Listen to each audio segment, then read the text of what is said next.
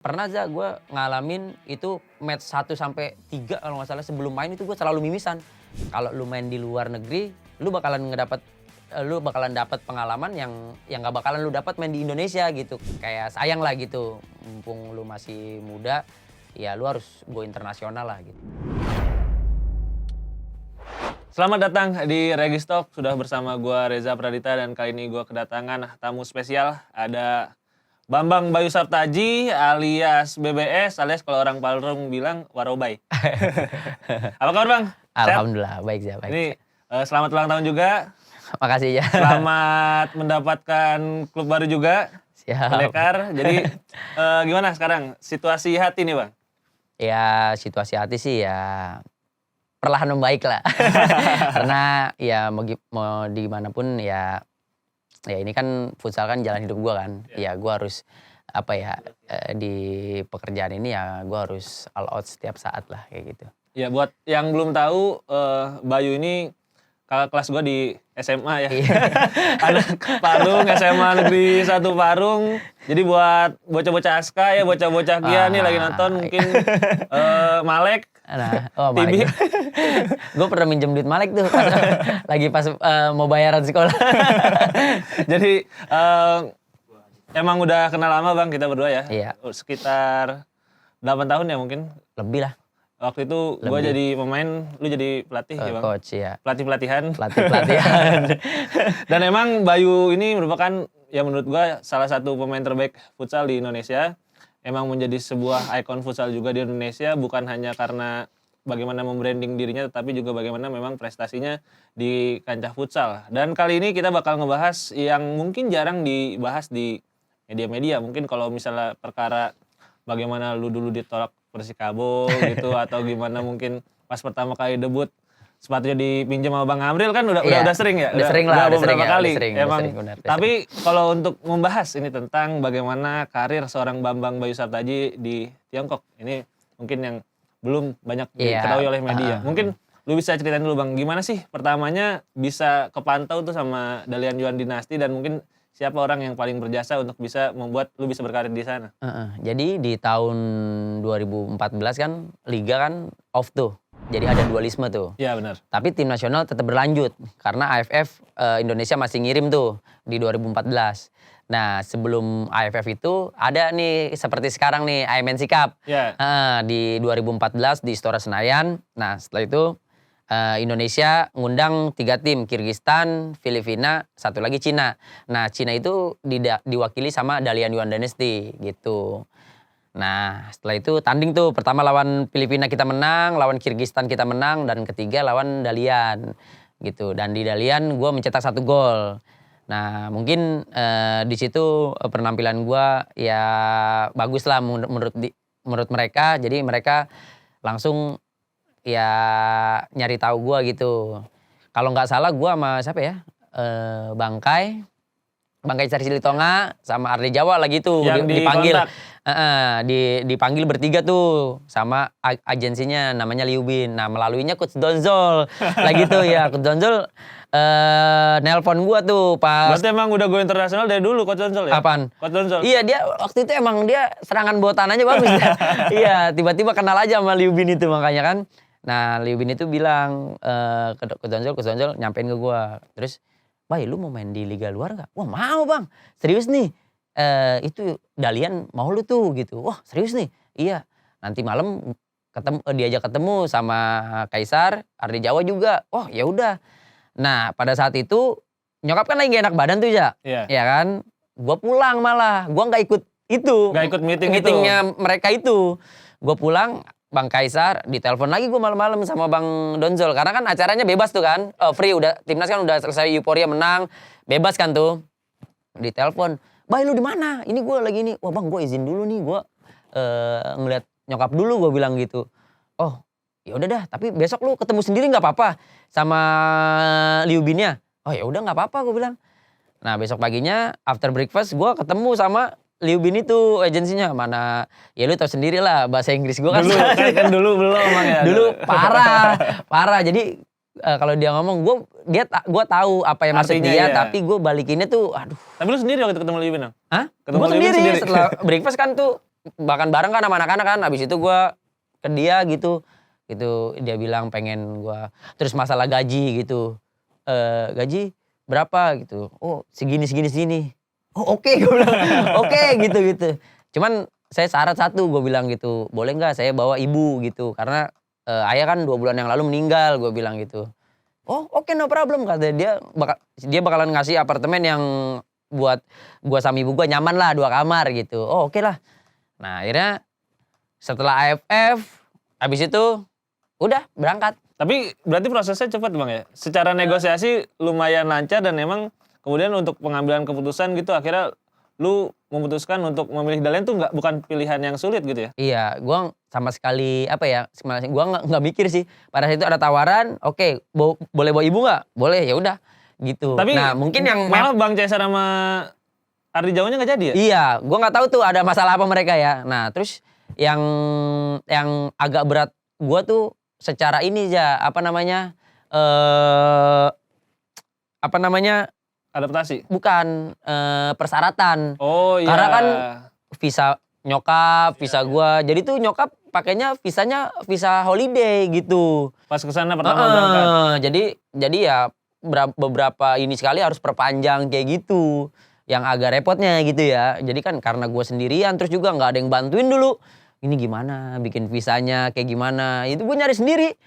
Segala macem gue ya gimana nih ya. Akhirnya ada kenalan tuh ada bang ini gimana caranya bikin visa Cina ya gitu. Ini buat nyokap gitu. Kalau gue kan udah diurusin sama dia kan. Ya? Iya kalau ini nyokap gimana ya gitu. Jadi agak repotnya di situ. Cuman ya udahlah yang penting nyokap gue pengen bawa nyokap ikut nih gitu. Dan emang bukan proses yang mudah ya untuk kemudian dari Indonesia ke Tiongkok ya dengan cuaca. Terus kemudian kultur. Dan yang paling penting kan bahasa juga sangat jauh berbeda gitu. Bener. Akhirnya apa yang lu lakuin sih Bang buat beradaptasi di Tiongkok? Apalagi kan lu juga statusnya pemain asing kan di sana. Kalau menurut gue yang bikin gue gampang adaptasi nyokap sih Ja. Kenapa gue bilang nyokap? Karena sebetulnya berat buat gue ya kan. Ya pertama kali kan namanya anak 22 tahun ngerantau ya kan.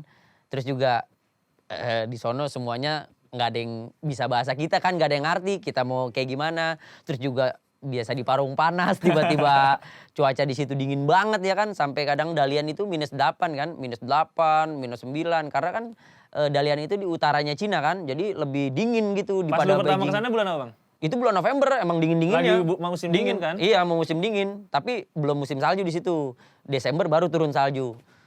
Gitu. Wah kira ya emang apa ya, ya terus juga apa ya, kayak gue pengen ngebuktiin aja kalau gue bisa gitu. Jadi ya apapun rintangannya nih, walaupun ya kendalanya bahasa apa, ya udah gue telan aja dah. Bisa nih dilaluin gitu. Tapi dari semua kendala itu apa? Yang paling sulit gitu Bang? Yang paling sulit sih itu cuaca sama bahasa. Karena kan bahasa Cina itu banyak pemainnya nggak ngerti bahasa Inggris. Iya. Gitu. Nah, gue komunikasinya sama pemain Brazil sama Spanyol itu doang, Za. Waktu itu pas lo di Dalian pemain asingnya berarti siapa aja? Pemain asingnya itu ada pertama kali gue datang ada 3. 1 Spanyol, 1 Brazil, 1 gue Indonesia, ya kan. Nah, pertengahan musim didatangin lagi 1 Brazil karena 1 Spanyol gue kan cedera. Gitu. Jadi dia yang main. Nah, terus ya alhamdulillahnya gue selalu main gitu karena gue pakai kota Asia gitu. Iya. Jadi waktu itu berarti ada kayak di kita sekarang ya, ada kota pemain asing bebas, ada kota pemain asing Asia. Iya, kota pemain asing Asia sama kota pemain ininya apa namanya? Bebas. Eropa Latin lah gitu. Jadi emang akhirnya lu justru lebih banyak bergaul dengan pemain gitu. Asing yang gitu juga Bang ya? Benar. Dan emang akhirnya itu juga membuat lu lebih mudah untuk beradaptasi khususnya di lapangan ya? Benar. Karena kan dia bisa bahasa asing juga, terus juga ya apalagi pemain asing yang Brazil sih, maksudnya dia baik banget gitu sama gue gitu. Kadang gue diajak makan siang gitu, makan siang bareng gitu di restoran muslim gitu. Gitu sih maksudnya ya buat pendekatannya lebih enak gitu. Itu kan masalah di luar lapangan kemudian, tapi akhirnya juga mau nggak mau harus beradaptasi di dalam lapangan. Benar. Karena tentu perform bakal di dalam lapangan. Untuk di dalam lapangan sendiri Bang, kan status tuh dari yang tadinya pemain muda nih ya kan, wonderkid di Indonesia tiba-tiba main di liga luar status tuh pemain asing. Kan kalau pemain asing ada tekanan tambahan juga. Iya, ada tekanan tambahan. Cuman yang bikin gue enak gue enak ya terbantu lah gitu ya. karena Dalian udah tahu gue gitu. Dalian udah pernah main sama timnas Indonesia dan ya mereka udah tahu lah gaya main gue gitu. Mungkin kan itu kan tinggal kemampuan pelatih nempatin ya kemampuan gue, skill gue di mana gitu kan. Pelatihnya lagi itu dari Cina juga, cuman dari provinsi lain juga gitu, kayak kota beda gitu. Berarti kalau pas ngasih instruksi pakai bahasa jadi ada translatornya. Nah, translatornya itu satu, dia bisa bahasa Portugis sama bahasa Inggris. Jadi gue terakhir di translator. Jadi translator Portugis dulu ya kan, baru translator ini ya Inggris gitu. Berarti emang akhirnya juga masih sulit ya waktu itu buat mencerna. 3 bulan terakhir itu kan emang fase-fase apa ya, genting lah ya, karena kita tuh bisa juara nih ya kan. Nah akhirnya Dalian ngasih gua translator sendiri, orang Indonesia yang lagi belajar di sana. Namanya Fernando, orang Salemba kalau nggak salah dia, cuman gue juga kontaknya dia lupa juga. Udah lost kontak. Ya karena waktu itu kan juga sosial media masih susah ya, masih nggak terlalu terhubung kayak sekarang. Kalau sekarang nyari gampang. Nyari gampang banget. Tinggal nyari susah nama. Banget, bener.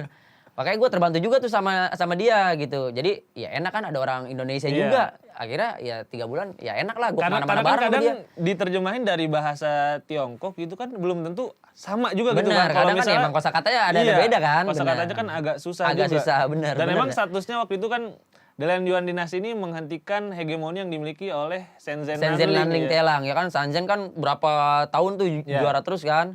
Nah ya mungkin emang Dalian emang niat juara lah ya. Terus juga ya Allah ngendaki lah ya, alhamdulillah. Bedanya cuma 3 poin ya? Enggak, bedanya itu kalau nggak salah 2 poin. Kalau nggak 2 poin 1 poin lah. Pokoknya di pertandingan terakhir itu kalau gue seri, gue kalah. Nggak juara. Nggak juara. Karena terakhir lawan Shenzhen itu. Iya Shenzhen. Kayak final ya. Tapi kalau gue menang, gue juara. Kalau gue kalah, apalagi. Tapi untungnya kita main di home gitu.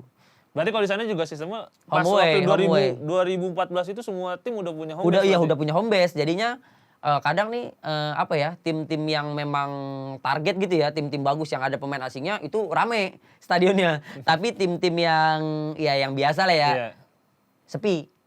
Berarti lu main di bermacam-macam home base juga? Iya, kayak di Shanxia,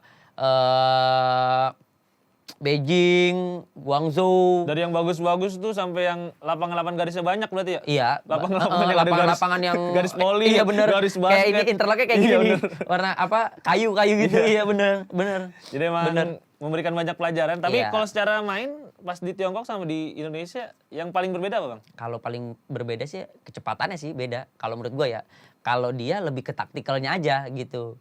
Taktikalnya bagus gitu, sistemnya bagus. Tapi dia lambat, nggak punya kecepatan kayak gitu di bedanya kita. Terus juga skill individunya bagusan kita kalau menurut gua. Jadi memang pelatih tuh nyaranin gua lagi tuh one on one gitu, kecepatan gitu.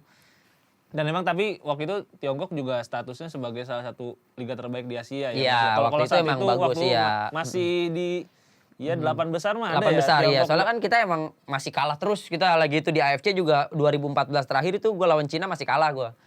Lawan 2012 kalah, 2014 lu menang Bang? Iya, baru menang. Iya, baru menang itu.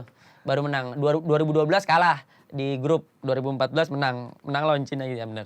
Jadi emang waktu itu juga bukan liga sembarangan ya. Liga Tiongkok masih salah satu liga terbaik di Asia dan emang lu kemudian mendapatkan banyak pelajaran gitu ketika bermain di Tiongkok. Tapi apa pelajaran yang paling besar yang lu dapat ketika di Tiongkok yang kemudian membawa karir lu sampai sekarang nih Bang? Ya pelajaran menurut gue sih yang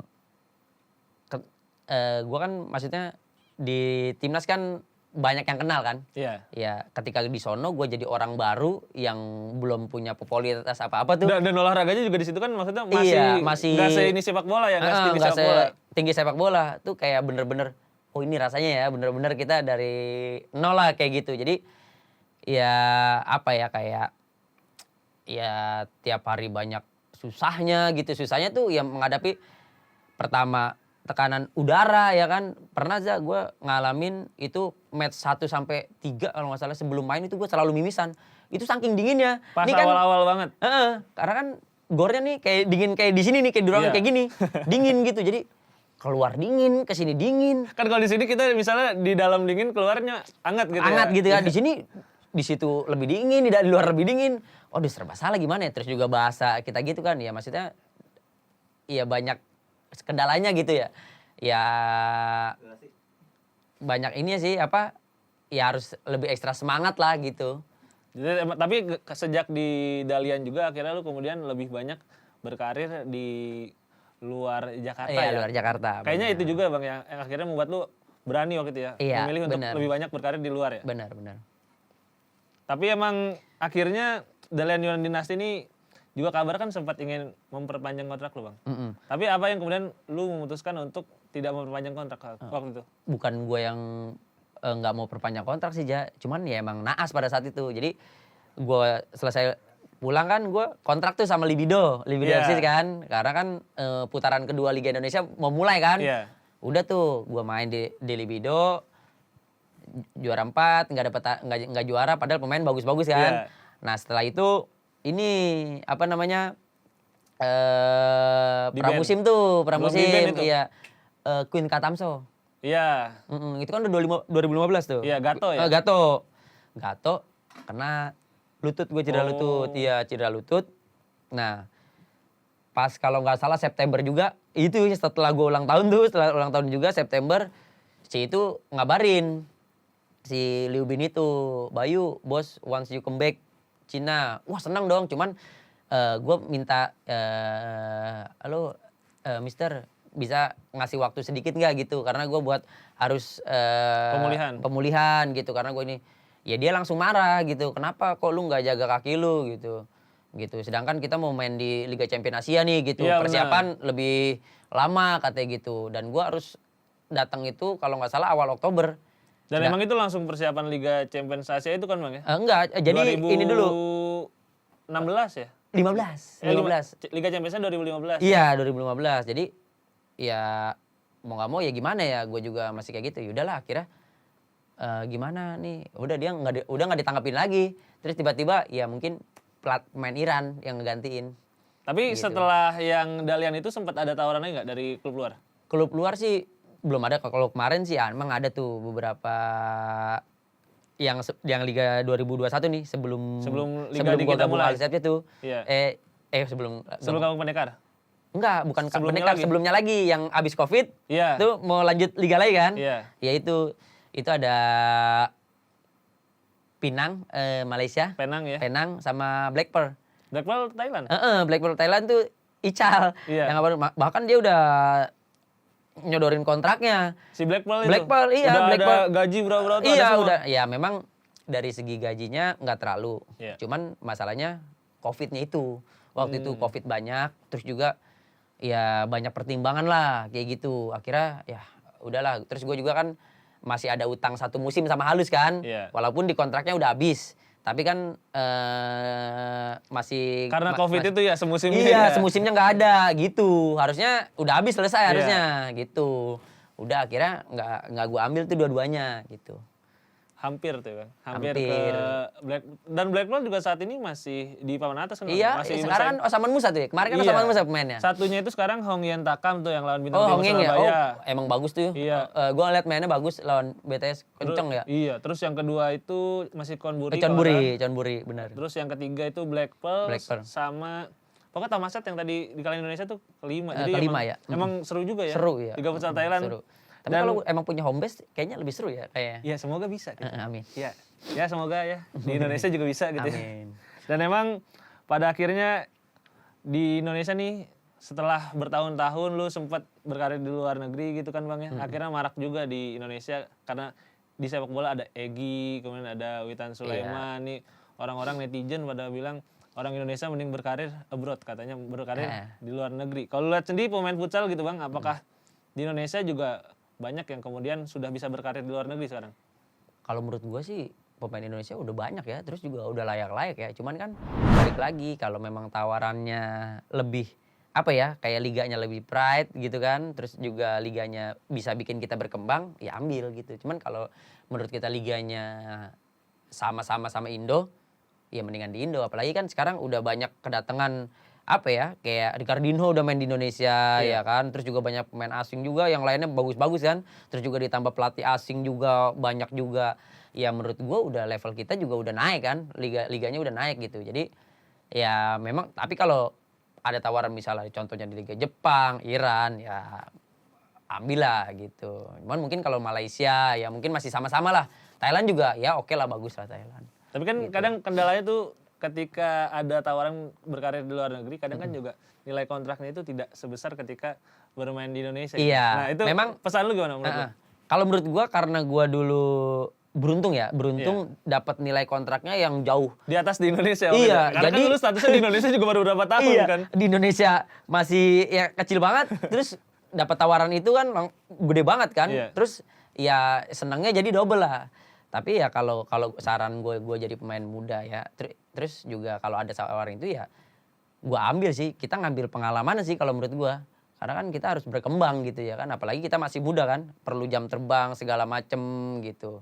Dan kalau lu main di luar negeri, lu bakalan dapat pengalaman yang gak bakalan lu dapat main di Indonesia gitu. Karena tekanannya kayak lu harus ya adaptasi, ya contoh cuaca, terus bahasa, terus teman-teman lu kayak habitnya kan beda. Iya. Kayak habit bercandaannya kita di klub nih, biasanya kita songong gak ada yang negor, tiba-tiba di sono songong ada yang negor kan, ya kan? Iya. Itu ya banyak lah ininya, apa ibaratnya pembelajarannya kalau kita main di liga luar kayak gitu. Tapi kalau menurut gue sendiri sih Bang, emang sebagai pemain ya kalau pengen berkembang itu nggak bisa terus main di daerahnya gitu ibaratnya ya. Ya seandainya misalnya nggak di luar negeri juga, seenggaknya mungkin di luar daerah juga itu bisa menjadi sesuatu yang sangat berharga lah ya buat pemain. Karena kalau misalnya kita main di luar daerah tuh pasti fokusnya cuma di futsal doang kan Bang? Iya, memang apa ya kalau berbeda lah kalau misalnya pemain-pemain muda, kalau misalnya dapat dapat tawaran tim bagus dan harus merantau, ya ambil kalau menurut gua ya. Cuman ketika lu udah punya keluarga, itu kan harus ada yang dipikirin kan maksudnya. Cuman kalau menurut gua karena ya memang ada sesuatu kayak ibu gua udah tua dan gua nggak mau kayak apa ya, dulu pas masih ada almarhum bapak gua kan, gue sering mes, apalagi kan dulu SEA Games. Dan emang bapak lu tuh tahun. Bapak lu kan fans lu paling besar. Iya, Bang. lu di mana-mana selalu iya, ada. Reza paling tahu dah gitu ya kan, bapak gua kalau kemana pun gua nonton pasti datang kan. Nah, pas itu gue kan jarang pulang kan karena mes apa segala macem. Nah, sekarang ya gua nggak mau kehilangan kesempatan itulah gitu. Gitu sama nyokap gua gitu. Dan emang ya kalau pemain muda masih bisa lebih banyak Iya, lah mengeksplor ya. Iya, kalau pemain muda ya harus lebih banyak. Tapi kalau liga yang tadi lu sebut Jepang terus Iran. Gitu. Emang tapi menurut lu cocok nggak sama pemain Indonesia? Kalau menurut gue sih cocok aja sih, cocok karena ya kita udah punya apa ya, kayak punya skill ya modal dasar yang kuat gitu, kayak skill kita udah bagus gitu, tinggal kita bisa mau belajar atau enggaknya aja gitu. Kalau kita mau belajar lagi ya mungkin kalau menurut gue sih bisa tambah berkembang bagus lagi gitu. Nah, pemainnya nih, kira-kira menurut lu kalau sekarang nih Bang, siapa yang menurut lu secara skill mungkin udah bisa bersaing di level topnya Asia atau mungkin bahkan ke Eropa kayak Osman Musa gitu Bang? Kalau di Indonesia? Evan cocok, Evan bagus sih. Kenapa? Maksudnya Evan ya karena dia apa ya, kalau Evan tuh emang bodinya bagus ya, maksudnya ditunjang sama posturnya bagus, terus mentalnya bagus juga ya. Evan sih cocok kalau menurut gua, yang buat keluar gitu ya, kalau ada tawaran menurut gua Evan udah ambil aja gitu. Selain Evan ada lagi? Ya masih banyak sih ya, Runtu Boy, Ais gitu, terus ya banyak lah, banyak. Apalagi pemain muda menurut gue sih sekarang udah iya, mulai pemain muda dipantau banyak. Kalau dipantau apalagi kalau cuma Thailand mah pasti iya, udah banyak iya, rumornya kan. benar. Kayak Evan tuh setiap transfer Indo pasti Iya, dikabarin rumor. ke Thailand gitu kan. Jadi emang sebenarnya menurut gua pemain Indonesia juga emang udah layak. Dan gua selalu bilang ya di siaran gitu Bang. Gimana kalau Evan itu tipenya udah bukan tipe pemain Indonesia, dia tipenya kayak pemain-pemain Eropa yang emang dari tengah tuh hampir selalu syuting kan. Kalau pemain kita pasti kan dribble, passing tiang dua. Kalau orang Eropa gitu kan emang dari tengah langsung pada nendang-nendang gitu kan. Iya, karena kan ya itu yang gue bilang tadi, karena ya kenapa ya dia cocok gitu ya, karena dia punya postur yang mumpuni gitu dibandingin. Kalau gue kan emang Asia banget nih, gue Runtu Boy kayak Indonesia banget lah gitu ya kan. Jadi ya